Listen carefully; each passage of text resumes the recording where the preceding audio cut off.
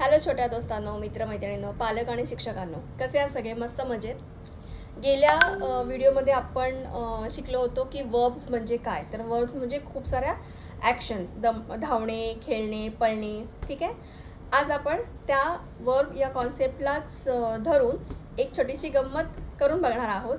तुम्हाला आवडली तर लाईकच्या माध्यमातून मला नक्की सांगा. ठीक आहे. तर आज आपण वापरणार आहोत हा छानसा रंगीबेरंगी असा बॉल आपल्या व्हिडिओमध्ये.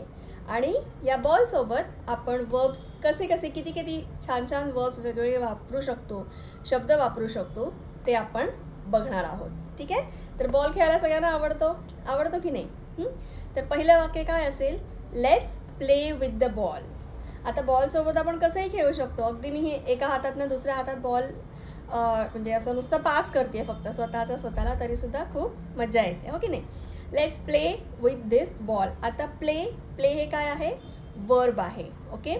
You can throw the ball and I will catch it.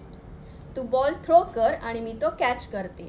आता थ्रो ही सुद्धा एक ॲक्शन आहे. थ्रो म्हणजे फेकणे, ही एक ॲक्शन आहे.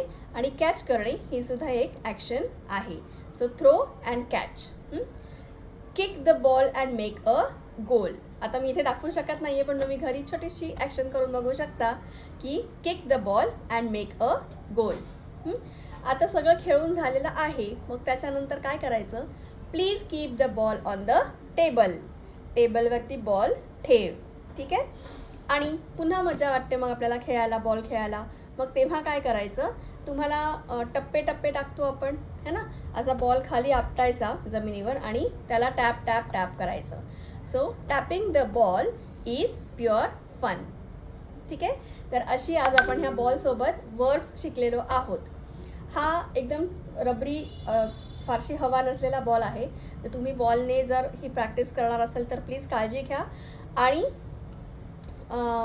सॉफ्ट कोणाकडे बॉल असतील तर तसा वापरू शकता खेळण्यासाठी, किंवा अगदीच सेफ हवा असेल तर तुम्ही कागदाचा असा एक गोळा करून तो सुद्धा बॉल म्हणून वापरून बॉल संबंधित येणारे वेगवेगळे शब्द वापरून वर्बची प्रॅक्टिस नक्की करू शकता. ठीक आहे. तर तुम्हाला हा व्हिडिओ जर आवडला असेल तर लाईक, शेअर आणि सबस्क्राईब करायला विसरू नका. पुढच्या वेळेला नवीन व्हिडिओसह पुन्हा भेटूयात. Bye bye.